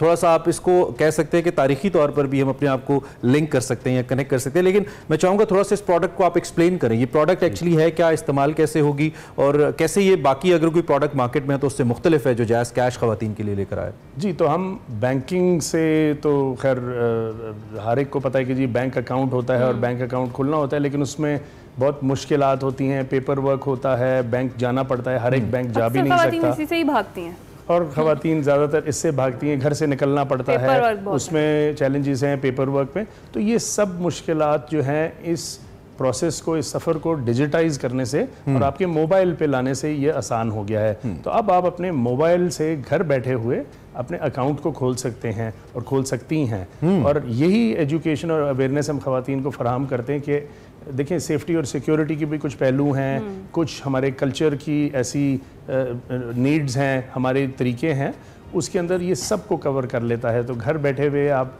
बैंक अकाउंट की सहूलियत को इस्तेमाल कर सकते हैं, उसके अंदर आप इस पे साइन ऑन कर सकते हैं। तो इस पे पेपर वर्क की ऐसा ज़रूरत नहीं, खाली शनाख्ती कार्ड की ज़रूरत है। और फ़ोन के अंदर ही ऐसा फीचर है कि फ़ोन से आप अपनी फिंगर्स का स्कैन करके, तो जिसे बायोमेट्रिक कहते हैं, शनाख्त, वो कर सकते हैं। वो वेरिफिकेशन भी आप घर बैठ के कर सकते हैं? जी, वो घर बैठ के कर सकते हैं और 5 मिनट के अंदर आप इस अकाउंट को खोल सकते हैं। और उससे फिर आपके लिए बहुत सारी सहूलियत, जैसे इवन छोटे अमाउंट्स के लोन आपको मिल सकते हैं, आप अपने बिल्स अदा कर सकते हैं घर के, जैसे स्कूलों के बच्चों की फ़ीस है, जो यूटिलिटी बिल हैं, गैस का, बिजली का, पानी का बिल, वो दे सकते हैं। फिर सेविंग्स कर सकते हैं, जो ख़वातीन की खासियत होती है कि वो पैसे बचाने में माहिर होती हैं घर के लिए और हाउस होल्ड के लिए, जो कि मर्द हजरात शायद उस तरह से नहीं कर सकते। तो ये भी उनके लिए फॉर्मली ऐसी सहूलियात मौजूद हैं विद इन दैट ऐप और विद इन दैट फ़ोन। ज़बरदस्त, बड़ा अच्छा इनिशिएटिव है। अच्छा, इंटरेस्टिंग सी एक चीज़ ये है कि इस कैंपेन का जो ऐड आपने बनाया हुआ है तो ख़वातीन के लिए, लेकिन उसमें एक भी खातून नहीं है। इसके थ्रू क्या मैसेज जो है वो कन्वे किया जा रहा है, इस पर भी ज़रा बताइएगा ना। ये बहुत ही अच्छा सवाल है और ये हमने इसको बहुत डिबेट भी किया और इसके बारे में सोचा भी, बट इसकी मेन इंटेंशन यही है कि हमारे कल्चर में, हमारे मुल्क में हेड ऑफ हाउस होल्ड मर्द को समझा जाता है, जो शोहर, जो फादर है, जो भाई है, ये सारे वो रोल प्ले करते हैं। और आम तौर पे बैंक अकाउंट भी यही लोग चलाते हैं और इसको ऑपरेट करते हैं। तो इनसे बात करना बहुत ज़रूरी है, बिकॉज़ यही उस चीज़ में अपनी घर की ख़वातीन को सपोर्ट कर सकते हैं कि वो बैंक अकाउंट को ऑपरेट कर सकें। सो सबसे पहले उनसे एक तरह से ये डायलॉग करना, उनको भी इसकी वैल्यू दिखाना। तो हम ना सिर्फ इस ऐड में उन मर्दों से बात करते हैं, उनको ये रियलाइज़ कराने की कोशिश करते हैं कि देखें, जब ख़वातीन घर का ख़र्चा चला सकती हैं तो वो आपका बैंक अकाउंट क्यों नहीं कोई चला सकती, और उसके अंदर से अगर वो फ़ीस दे सकती हैं, घर की सेविंग कर सकती हैं, तो इतने फ़ायदे हैं, और वो अपने घर की इनकम को मल्टीप्लाई करने में हेल्प कर सकती हैं, उसके और कंट्रीब्यूशन उसके अंदर अपना वेट दिखा सकती हैं कि उनका भी इसमें बहुत बड़ा रोल है। तो आई थिंक ये हर तरह से एक, जिसे विन विन कहते हैं, हर एक के लिए ये इसमें बेनिफिट है। Indeed it's more than like 52% of the market. उसको आप इस तरफ अगर लेके आए तो इट्स प्रीटी गुड। अब तक क्या कितने परसेंट, या मैं कहूँ कि कैसा रिस्पांस आपकी इस कैंपेन को मिला है, और जैज़ का बेसिकली जैज़ कैश का टारगेट क्या है इसको लेकर, कहाँ तक हिट करना है आपने, कितने परसेंट को कितने परसेंट द पीपल और द विमेन आप चाहते हैं कि इस तक हम कम से कम पहुँच जाए तो हम समझेंगे कि वी आर अकम्प्लिश्ड, कि ये बेहतर हो गया, सही हो गया? देखिए जी, हमारी पॉपुलेशन में तकरीबन 50% तो ख़वातीन हैं, तो सेटिस्फैक्शन तो तब होगी जब हम एटलीस्ट 50% जो हमारे कस्टमर्स हैं उनको हम ख़वातीन बुला लें। तो हमारी कोशिश यही है कि ज़्यादा से ज़्यादा ख़वातीन को अवेयरनेस और इसके बारे में इंफॉर्मेशन दी जाए, और अप टू 50% जो हमारे 44 मिलियन जो 44 मिलियन कस्टमर हैं आज, उनमें से तकरीबन 50% ख़वातीन हो जाए। तो एक तो ये हमारा गोल है, बट मेनली अराउंड पाकिस्तान जो इस कैश से उतार के इनको डिजिटल सर्विसेज पे लाना और उनको आदत डालना कि जी ये घर से इन चीज़ों को, सहूलियात को इस्तेमाल कर सकती हैं। असल जो आपकी बैटल है वो है, ताकि हमारा पूरा मुल्क एम्पावर हो जाए, चाहे जैज़ के थ्रू हो या वैसे हो किसी जाए, भी इंस्ट्रूमेंट के जी थ्रू। जी, तो उनको डिजिटाइज करना, तो गोल 50%। इसमें अली एक ट्रस्ट फैक्टर बड़ा इंपॉर्टेंट है। मतलब ये हम लोगों के लिए भी, हम भी अगर आज की तारीख में भी किसी फाइनेंशियल एप्लीकेशन के ऊपर जाते हैं ना, हम उसमें इन्वेस्टमेंट नहीं करते हैं, या करते हुए कई बार सोचते हैं कि कोई फ्रॉड ना हो, या इसमें क्या हमारे पैसे सिक्योर रहेंगे, because you know that money that physically doesn't exist. पाकिस्तानियों को ऐसा लगता है, अक्सर लोग पैसे घर में इसीलिए रखते हैं कि हमें क्या पता जी किधर है पैसे और किधर नहीं है। और आज भी लोग कुछ जो इलेक्ट्रॉनिक मनी है इसके ऊपर इन्वेस्टमेंट्स नहीं करते हैं। लेकिन how does Jazz Cash put this effort in to make it show to the customer कि जी आप जो ट्रांजैक्शन कर रहे हैं, यहाँ पे भरोसा करके अपनी सेविंग्स यहाँ पे रख रहे हैं, वो सेफ हैं और सेफ कस्टडी के अंदर, और फायदा होगा आपको इसका। ये कैसे मेक श्योर कर रहे हैं? दोबारा बहुत अच्छा सवाल है, और ये जो ट्रस्ट का फैक्टर है ये बिल्ड करने में टाइम लगता है, और लोगों को जाहिर है एक अंडरस्टैंडिंग चाहिए होती है कि जो मेरी हार्ड अर्न या मैंने कमाए हुए पैसे हैं उनको आपने सेफ तरीके से अपने पास स्टोर किया है और कोई और नहीं ले जाएगा, मुझे ही मिलेंगे। तो इसके बारे में हम अगेन ऐसी अवेयरनेस कैंपेन्स पूरी कंट्री में रन करते हैं, लेकिन उसके अलावा जो हमारे इंटरनल कंट्रोल्स हैं वो एक्चुअली वर्ल्ड वाइड ये जो फिनटेक सर्विसेज कहलाती हैं, जो फाइनेंशियली डिजिटल सर्विसेज, इनकी जो अंदर सेफ्टी के फैक्टर है या फ्रॉड का रेट है वो कन्वेंशनल या आम बैंकिंग से बहुत कम है। सो इनमें ट्रांजैक्शंस जो है ना, जो छोटे छोटे अमाउंट्स जो हैं ट्रांसफ़र होते हैं एक दूसरे को, तो यहाँ बहुत सारे लोग इसको इस्तेमाल कर रहे होते हैं, लेकिन जो एक्चुअल फ्रॉड का अमाउंट है वो बहुत छोटा होता है। तो इसके ऊपर बहुत सारा काम होता है, कुछ मैं आपसे शेयर कर सकता हूँ, कुछ नहीं, लेकिन इस पे हमारी कांस्टेंट कोशिश यही होती है कि इस पे इतने कंट्रोल्स रखें कि आपके पैसे कंप्लीटली सेफ रहें और आपके कंट्रोल में रहें। ठीक है। अच्छा, और एक और भी चीज़, हाउस वाइफ का हमने जिक्र किया, या स्टूडेंट्स वगैरह के लिए जो ख़वातीन जो स्मॉल बिजनेस ऑनर्स हैं, जो खुद से अपने छोटे छोटे कारोबार जो है वो चला रही हैं, उनके लिए क्या फैसिलिटीज़ है इस कैंपेन में, क्या आसानियाँ हैं, उस हवाले से भी ज़रा बताएं। जी, ये भी बड़ा अच्छी आपने बात की। इसके अंदर सबसे इम्पॉर्टेंट गोल जो हमारा है, एक तो आम ख़वातीन हैं जो घर में से ऑपरेट करती हैं, हाउस वाइफ्स या होम मेकर्स हैं। उसके अलावा जो होम बिजनेसेस वाली ख़वातीन हैं जिन्होंने घर से बिज़नेस स्टार्ट किया या छोटा बिज़नेस स्टार्ट किया है, हमारी सबसे बड़ी एफ़र्ट ये है कि उन तक पहुंचकर उनको इस सिस्टम के ऊपर लाया जाए। एक चीज़ है QR कोड, जो कि जिसके थ्रू वो पेमेंट्स रिसीव कर सकती हैं अपने बिज़नेस में, अपने काम के लिए, तो वो उनको QR कोड भी मिल जाता है, उससे वो फ़ौरन हर तरह के कार्ड से, हर तरह के बैंक से पेमेंट्स रिसीव कर सकती हैं। तो हम बहुत सारे ऐसे फेयर्स पे जाते हैं, ऐसे इवेंट्स पे जाते हैं और उन ख़वातीन को एक बाकायदा बूथ बना के उनको इन्फॉर्मेशन देते हैं, उनको इस अपने नेटवर्क के ऊपर लाते हैं, उनको ये सहूलत देते हैं और फिर वो पेमेंट्स रिसीव करती हैं। तो इस तरह एक बड़ी अच्छा एग्जांपल है एक खातून का जिन्होंने एक बिज़नेस स्टार्ट किया नूर किचन के नाम से। अच्छा। और वो उनको जायज़ कैश ने हेल्प की ऐसे सिस्टम पे लाने पे, फिर अपने दफ्तर पे लेके आए, उनको एक्सप्लेन किया कि ये इसमें उनके क्या फ़ायदे, और उनका बिजनेस जो है अब बहुत ज़्यादा चल पड़ा है इसके रिजल्ट। और आपका ये जो डेबिट कार्ड है it works like other link one card, सबकी तरह काम करेगा ये? जी बाकी कार्ड्स की तरह डेबिट कार्ड बिल्कुल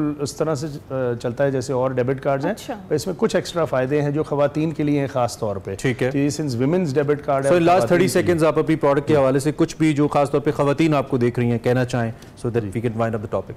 पहली चीज़ तो ये जी कि ट्राई करेंगी तो पता लगेगा, और ये इतना आसान है कि आपसे घर से कहीं जाने की ज़रूरत नहीं है, सेफ एंड सिक्योर है, इसको ट्राई करें और इसके फ़ायदे उठाएं। फ़ायदे उठाएं। Thank you very much Ali, thank you for your time, for being with us. Ali Irfan हमारे साथ chief customer experience officer jazz cash मौजूद थे। उन्होंने एक तो इस प्रोडक्ट के बारे में हमें बताया, और दूसरा in general it's very important, अगर आप इस प्रोडक्ट को इस्तेमाल करें या किसी भी इंस्ट्रूमेंट को, लेकिन ख़वातीन को फाइनेंशियली इंडिपेंडेंट करना बहुत इंपॉर्टेंट है, और उसके लिए उनको बैंकिंग की नो हाउ, डिजिटल सिस्टम्स की नो हाउ होना बहुत ज़रूरी है। This is the basic. इसको सीखेंगे तो मुझे लगता है आगे भी हेल्प होगा आपको। आई होप कि आपको ये सेशन अच्छा लगा होगा। हम एक ब्रेक लेते हैं, ब्रेक के बाद आते हैं।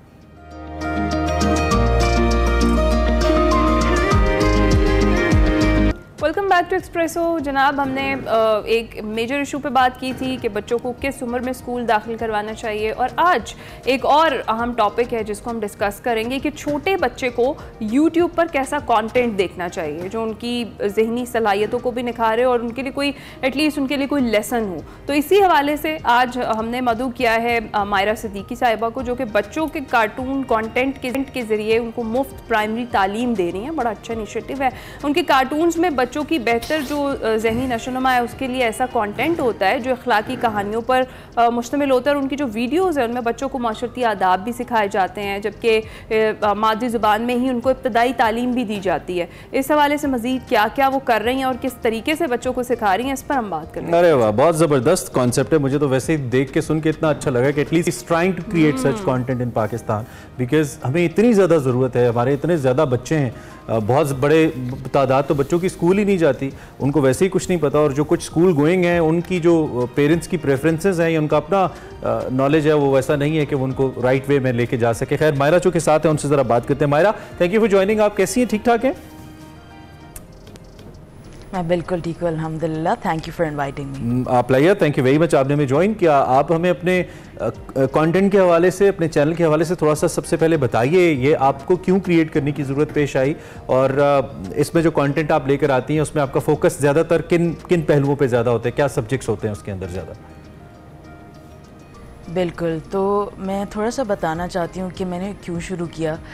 लोग जनरली सोचते हैं जब एक कोई बिज़नेस या स्टार्टअप शुरू करता है कोई आहा मोमेंट होता है, एक आपकी ज़िंदगी की जर्नी के ऊपर मतलब सर्टेन पॉइंट्स होते हैं जो इस चीज़ की तरफ आपको लेके जाते हैं और इस प्रॉब्लम को एम्पलीफाई करते हैं, जिससे आप फिर एक स्टार्टअप शुरू करते हैं। मेरा बेसिकली बैकग्राउंड ये रहा है कि I come from an Urdu speaking family, and मेरी मटर्नल साइड जो है हमेशा से उर्दू प्रमोशन एंड एजुकेशन में एक्टिव है। सो एसेंशली आपने शायद बचपन में किसी उर्दू कायदे से अलिफ बे पे सीखी होगी, वो भी मेरी फैमिली ने बनाया, काशिफ उर्दू कायदा। अच्छा। तो मैं अपने A-levels के बाद I went off to university in the US, और वहाँ मैंने ये देखा कि हम जिस तरह अंग्रेज़ी को सर पे सवार करते हैं क्योंकि हम एक कॉलोनी होते थे ब्रिटिश की, तो उस तरह बाकी जो इंटरनेशनल स्टूडेंट्स थे जो सऊदी अरेबिया से आए हुए थे या चाइना से आए हुए थे, वो अंग्रेज़ी को इस तरह नहीं देखते थे, उनके लिए सिर्फ एक महज ज़बान थी। तो तब मैंने रियलाइज़ किया कि हमारे लिए एज़ पाकिस्तानीज़ एक इंटेलिजेंस का इशू हो जाता है, जो अंग्रेज़ी नहीं बोलता वो कम इंटेलिजेंट है, जो बोलता है वो ज़्यादा इंटेलिजेंट है, और फिर सोशल मोबिलिटी में भी यही चीज़ बहुत अफेक्ट करती है।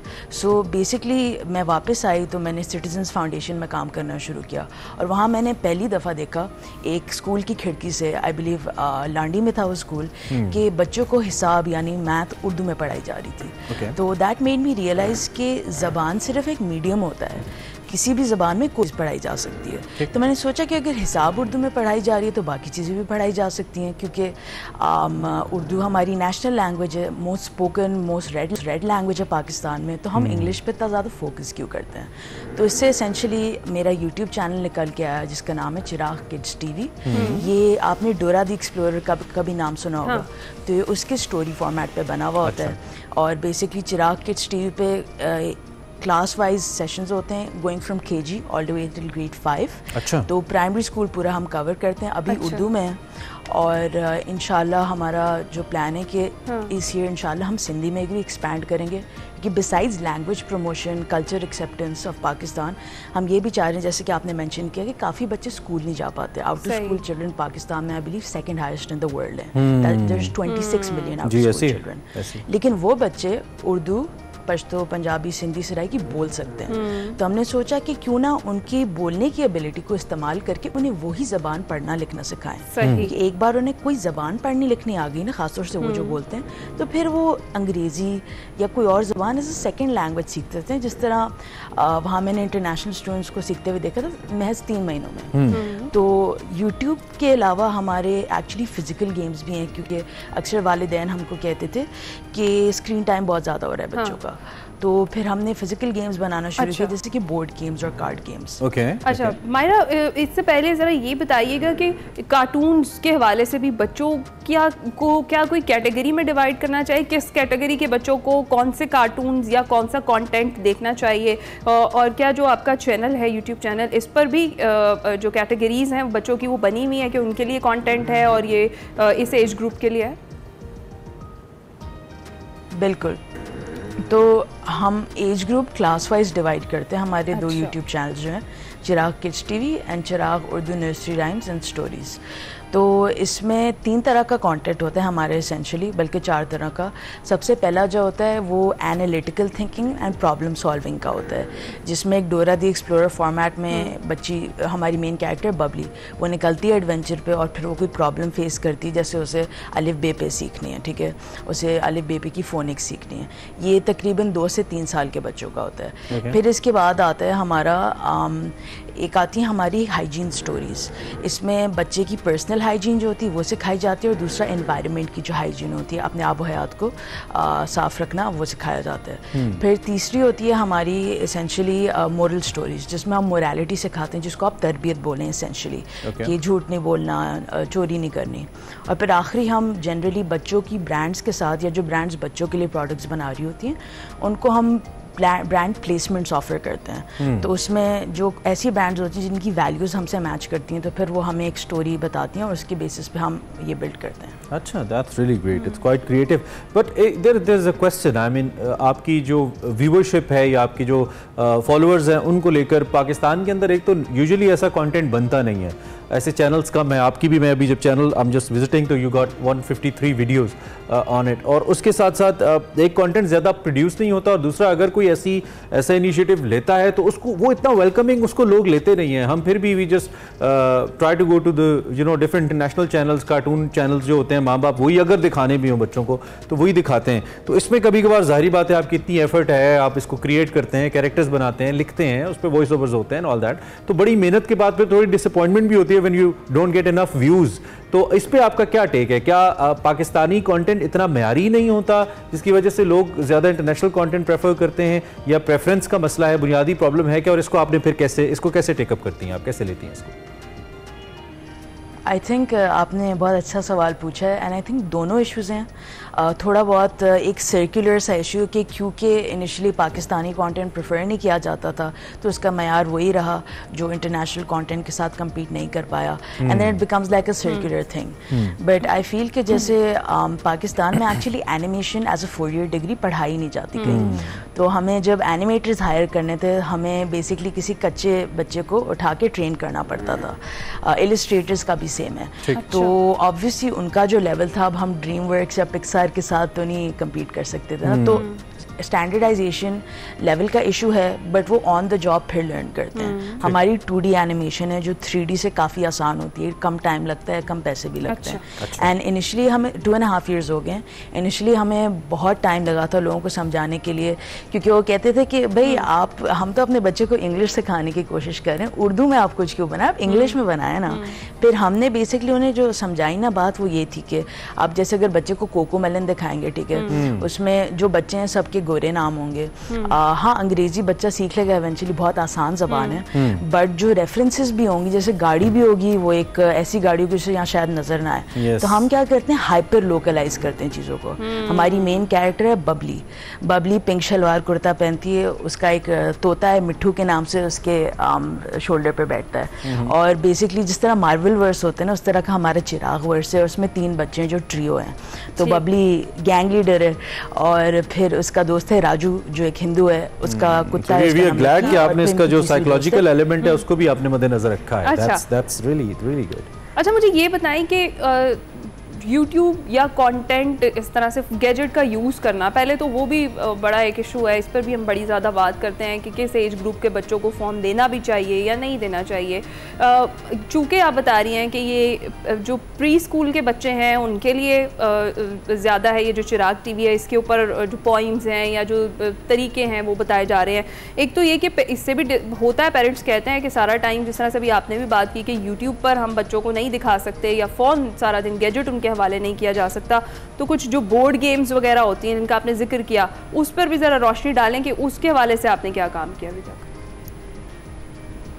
बिल्कुल। एक तो हम लोग ये भी बिलीव करते हैं कि देखें दुनिया डिजिटाइज हो रही है, तो आप अपने बच्चे को टेक्नोलॉजी से अगर दूर रखेंगे तो छुप छुप के वो और आपका फ़ोन इस्तेमाल करेगा। तो आई बिलीव कि या तो टाइमर लगा के दे दें, या फिर रूल सेट करें ताकि बच्चा थोड़ा बहुत एंजॉय कर ले और फिर उसे समझो अच्छा अब इससे ज़्यादा मैं नहीं इस्तेमाल कर सकता। दूसरा, पेरेंट्स ने हमें काफ़ी कहा कि स्क्रीन टाइम बच्चों का बढ़ा है, पूरा दिन टैबलेट पे होते हैं, तो हम नहीं चाह रहे कि बहुत ज़्यादा दिखाएं। तो फिर हमने उनसे पूछा कि और क्या मतलब आप अपने बच्चे को सिखाना चाहते हैं या जो सिखा नहीं पाते। अच्छा, तो तरबियत के बारे में उन्होंने थोड़ी सी, we are running short of time, अगर आप क्विकली, क्योंकि आपने हमें बताया कि we have brought some board games with you, तो आप अगर इन 30 सेकंड्स थोड़ा डेमोंस्ट्रेट कर दें किस टाइप की बोर्ड गेम्स है that you guys are offering. बिल्कुल।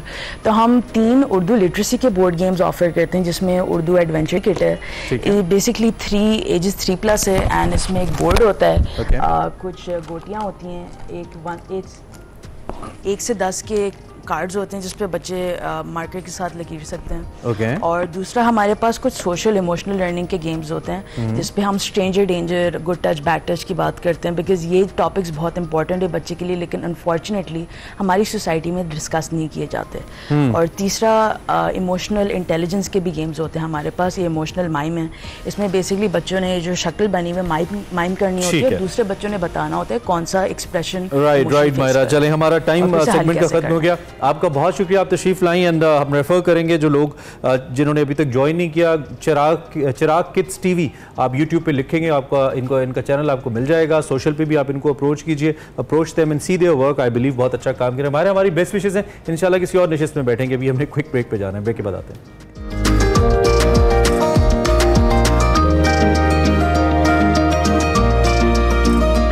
Welcome back to Expresso, programme का तकरीबन सेमी लास्ट पोर्शन है जिसके अंदर हम आपसे मुखातिब हैं और हम ढूंढ के गेस्ट दुनिया के कोनों से आपके लिए निकाल कर लाते हैं।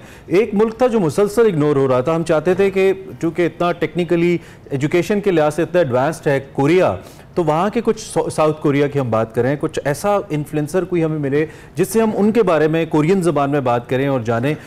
थोड़ी मुश्किल तो होगी, सारी बातें, उनकी ज़बान अगर कोरियन हो, हमारी उर्दू या इंग्लिश हो तो मुश्किल होगी, लेकिन हमने कहा हम निकाल के लाएँ।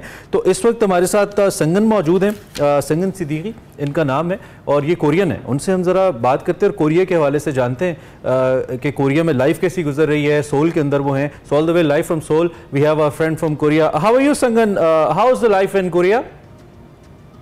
कोरिया च तो जिंदगी बड़ी जबरदस्त है। मैनू लगा कि पंजाबी च इंटरव्यू करना तुसी। ओ, आपको पंजाबी भी आती है? पंजाबी मैं बड़ी ओके तरीके ना सीखी है, लेकिन मैं बोल देना। अरे क्या बात है यार, अब हमें तो लगा कि हमें कोरियन में और अंग्रेजी में कहीं बात करनी पड़ेगी। Well it's such a player, it's such a surprise for a singer. और इससे पहले कि हम आपसे बात करें, चले अब मैं आपका मुकम्मल तारुफ दे दूं लोगों को। ये जो सरप्राइज आपने दिया है लोगों को, बेसिकली आप लाहौरी कोरियन है या पंजाबी कोरियन है? ठीक, लाहौरी कोरियन कह सकते हैं, half Lahori and half Korean. हाँ जी।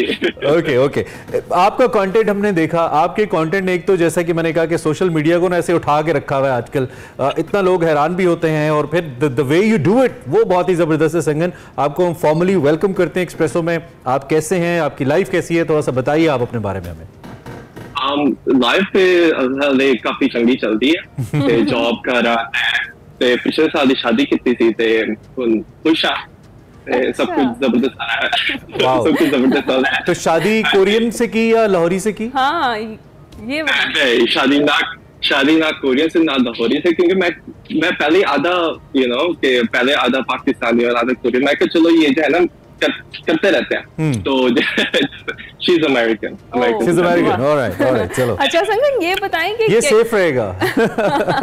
कैसे ख्याल आया देसी कंटेंट बनाने का कोरिया में रहते हुए, और कब से आपने स्टार्ट किया? असल में शुरू इस तरह हुआ था कि 2019 में, तो कि कोविड शुरू हो गया था। तो जॉब भी नहीं थी, कोई बाहर भी नहीं कर सकते थे, तो घर में बोर हो रहा था। तो मैंने कहा यार चलो शुगर में जो है ना वीडियो बनाना शुरू करते हैं। तो बनाता रहा, और फिर आहिस्ता आहिस्ता इतना वीडियो बनाने का इतना शौक हो गया कि अब जो है ना मजा आता है वीडियो बनाने का। आहिस्ता आहिस्ता शुरू किया, बस जो as a half Korean Pakistan में जो जिंदगी गुजरी थी उसके बारे में थोड़ा सा करना शुरू किया। फिर पंजाबी थोड़ी बहुत बोलना शुरू की, और लोग पागल हो गए।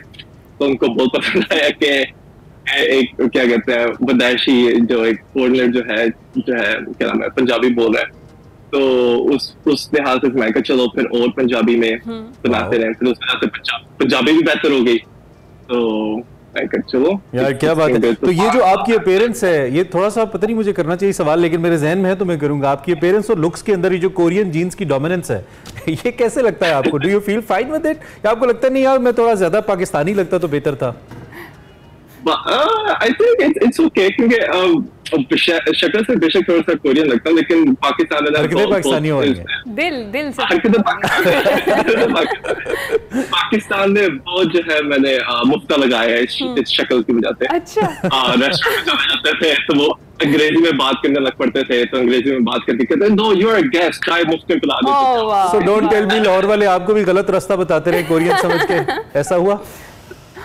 बहुत ज्यादा, बहुत दफा होता था। 2-3 दफा तो मैं गुम हो गया था कि पता नहीं मैंने जाना था शादबाग जाना था। मैंने कहा भाई रास्ते थोड़ा सा बता दो मुझे, जो है पता नहीं कितना टाइम गुजरा आपका पाकिस्तान में? पाकिस्तान में कोई 21 से 22 साल। Wow, that's cool. अच्छा मुझे एक बात बताइए, अब एक तो ये है कि आपको देख के हमें लगता है कि बज़ाहिर कुछ चीज़ें हमें बहुत दूर महसूस होती हैं, बड़ी डिफरेंट महसूस होती हैं, लेकिन अगर थोड़ा सा उन पे वर्क किया जाए तो वो शायद इतनी दूर नहीं है। जैसे कि आपके पेरेंट्स की एक स्टोरी जो आपने सोशल मीडिया पे बताई, और उन्होंने एक अच्छी लाइफ गुजारी माशाल्लाह। सो इट्स लाइक दो नेशंस की भी बात है। अगर मैं कोरिया की और पाकिस्तानीज़ की बात करूँ, कुछ कॉमनैलिटीज़ आप देखते हैं, कोई ऐसी चीज़ें हैं जो आप जैसे कॉन्टेंट क्रिएटर्स के जरिए दोनों ममालिक को करीब ला सकती हैं, रोल प्ले कर सकती हैं?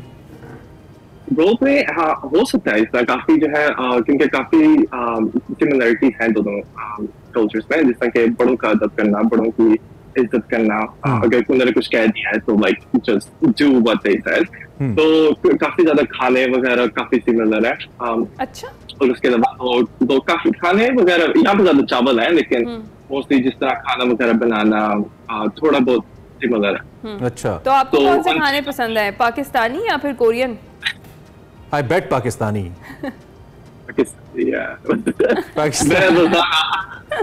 हर हफ्ते को कुकिंग करता हूँ, अब खुद बनाता हूँ। पुलाव, आदि बिरयानी, कढ़ाई वगैरह बना के पूरे हफ्ते के लिए फ्रीज कर देता हूँ, ताकि रोजाना आकर जो है घर आके जो है आराम से कढ़ाई शढ़ाई या पुलाव शिला दो। अच्छा संगन, मैं चाहता हूँ बीइंग देसी कोरियन और कोरियन पाकिस्तानी, कोई मोस्ट इंटरेस्टिंग इंसिडेंट, कोई वाकया जो आपके साथ पेश आया हो, कोई ऐसी चीज जो आपकी मेमोरी में हो, हमारे व्यूअर्स के साथ शेयर कर पाओ आप? व्यूअर्स के साथ एज अ पाकिस्तानी और हाफ कोरियन? हाँ, आई वुड से पाकिस्तान में ज्यादा जो वो नहीं था, क्या नाम है, इतने ज्यादा फॉरेनर्स नहीं थे पाकिस्तान में जब हम लोग पाकिस्तान में रह रहे थे, तो अटेंशन बहुत ज्यादा मिलती थी। ऊपर से फिर आगे से फिर लोग तस्वीरें खिंचवाते थे साथ, दो तस्वीरें खिंचाते थे। फिर मैं कहता था यार मैंने उर्दू आती है, मैंने पंजाबी नहीं आती, मैं ऐसे मुझे उतनी आती होगी जितनी आपको उर्दू आती है। तो लोग जो है ना बड़े परेशान हो जाते थे, है ये उर्दू बोल रहे, उर्दू कैसे बोल रहा है। तो एक ये चीज, ऊपर से जो लोगों की हॉस्पिटैलिटी थी वहां पे, इवन दो मैं हाफ पाकिस्तानी हूँ, तो इवन मैं उनको बताता था कि मैं हाफ पाकिस्तानी, जो नहीं आप मेहमान हो तो अच्छा सलूक करना, खाना फ्री में दे देना, चाय फ्री में दे देना। And then like it felt really good being a half Korean, half Pakistani. सही। अच्छा संगन, ये बताएं कि पंजाबी खुद तो आपने सीख ली है, बता रहे हैं बड़ी मुश्किल से, अपने कोरियन दोस्तों को भी सिखाई है कुछ थोड़ी बहुत पंजाबी आपने? थोड़ी बहुत सिखा देता हूँ किसी ना किसी तरीके से, जिस तरह के कुछ बहुत, जिस तरह मैंने अपनी वाइफ को भी कुछ बहुत सिखाया हुआ है, इस तरह झूठ ना बोलो, और कौन सा कैसा दिया, because you know Mexican dish है, उसका नाम भी कैसा दिया, तो इट्स सो इजी, लाइक ये पहला उर्दू का लफ्ज और सेंटेंस आपने बोल दिया। दोस्तों को सिखाता हूँ अक्सर, लेकिन वही है कि एक कान से सुनकर दूसरे कान निकाल देते हैं। अच्छा, कोई एक चीज जो आप सोल से लाहौर उठा के लेके आना चाहते हैं कि एक चीज वो अगर मुझे मेरे पास इख्तियार हो तो मैं वो सोल से कोरिया से लाहौर ले आऊंगा, वो क्या चीज है वहां की? कोरिया से लाहौर बिजली। और एक चीज जो आप लाहौर की चाहते हैं कि ये मेरा बस चले तो मैं कोरिया ले जाऊंगा? लाहौरी नान। लाहौरी नान, वो वहां नहीं मिलते, तो why don't you open a naan dhaba over there यार? आपका तो एक्सपीरियंस है, कुक भी अच्छे हो, एक खोल लो देसी ढाबा, कोरियंस को भी पता चले लाहौरी टेस्ट का। वो तो बन तो जाए, लेकिन कोरियन ज्यादा जो खाने हैं ना उसमें मीठा डाला जाता है, शुगर डाला जाता है। अच्छा। तो उनको प्रॉपर जो देसी खाना है ना वो इतना पसंद नहीं आता। ओके। तो आपने कहा कि आपने कहा कि आप देसी खाने तो कुक कर लेते हैं, क्या कोरियन खाने भी कुक कर लेते हैं? ज्यादा नहीं, ज्यादा पकाया नहीं है, क्योंकि बचपन से जो है देसी खाने खाते हैं और पाकिस्तान में देसी खाने खुद बना देता था, तो कभी मौका नहीं मिला कोरियन बनाने का, लेकिन रामेन वगैरह वो जो मैगी की तरह होता है वो जबरदस्त बना देता हूँ। That's amazing. संगन, हमें आपसे बात करके बहुत अच्छा लगा, सच अ पॉजिटिव वाइब, और कंटेंट तो आपका है ही मजेगा, वो तो मैं फॉलो कर रहा हूँ मुसलसल, मुझे बहुत ही अच्छा लग रहा है और मैं करता रहूंगा इंशाल्लाह, आपसे राब्ता रहेगा through social media. Thank you very much. आप तशरीफ लाए, अपने व्यूवर्स को, फॉलोअर्स को कुछ कहना चाहो in last 20 seconds, anything that you like to say, वो watching you for the first time maybe? लोग अक्सर समझते हैं कि पंजाबी लैंग्वेज जो है ना काफी वल्गर हो चुकी हुई है, लेकिन अगर हम लोग हिस्ट्री में देखें, it's one of the most beautiful languages. It is. So अगर time निकाल कर try to study Punjabi, it's really good. उनकी कहानियां पढ़े, उनकी poems पढ़े, it would be worth it. बस कोरियन पाजी ਤੁਹਾਡਾ बहुत शुक्रिया ਤੁਸੀਂ ਸਾਨੂੰ ज्वाइन ਕੀਤਾ, ਅਸੀਂ ਤੁਹਾਡੇ बड़े शुक्रगुजार ਹੈਗੇ ਹਾਂ। Thank you very much. Thank you so much. My pleasure. Thank you. This was Korean Paji with us. ये भी हो सकता है, you know, पंजाबी rules, और it's not just about Punjabi, कोई भी आपकी जो अपनी मदर टंग है, अपनी जो ज़बान है, उसकी प्रमोशन बड़ी इंपॉर्टेंट है, उसको ओन करना बड़ा ज़रूरी है। तो खैर, एक ज़बरदस्त कंटेंट क्रिएटर है संगन, हमने आपकी मुलाकात उनसे कराई। यहाँ वक्त हुआ एक ब्रेक का, आपने कहीं नहीं जाना, कुछ ही देर में वापस आएंगे।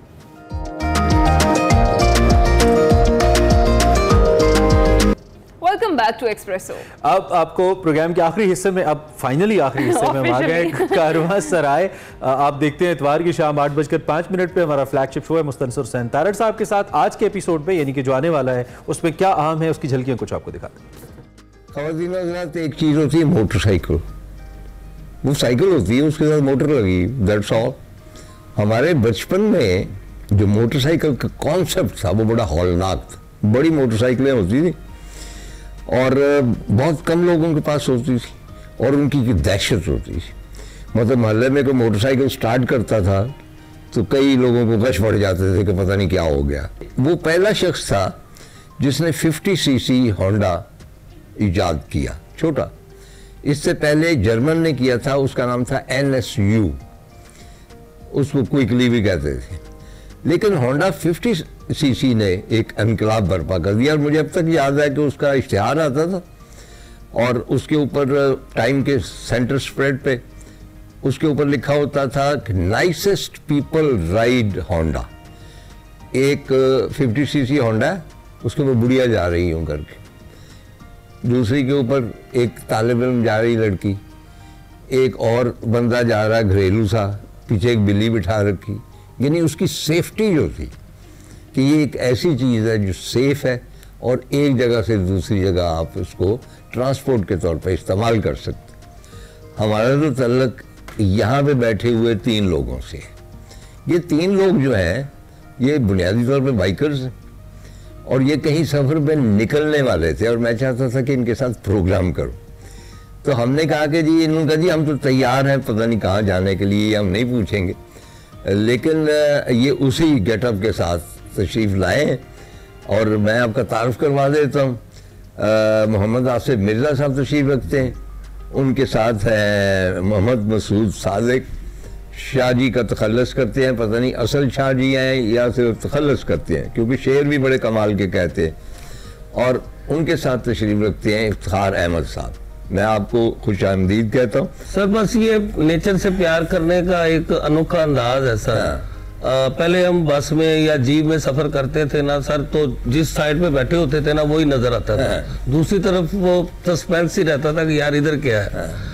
लेकिन जब बाइक में सर सफर किया तो फिर वो पूरा मंजर सामने होता था और हम उसको यानी खुली आंख से देखते थे पूरे मंजर को। इसलिए सर बाइक पे सफर करना बहुत अच्छा लगा। दूसरा, इसमें खर्चा भी बहुत कम होता है सर, और जहाँ दिल करता था कोई खूबसूरत आबशार आ गई, झरना आ गया। चलें जी, don't forget to watch Karwansarai 8:05 PM on Sundays. आप उम्मीद है आपको अच्छा लगेगा। इससे पहले कि हम आपसे इजाज़त चाहें, आपको अच्छा से वीकेंड विश करके आपको कहें कि आप जाइए, अब उससे पहले हम आपको बताएं हमारी एक स्पेशल ट्रांसमिशन हमने इस संडे को आपके लिए प्लान की है।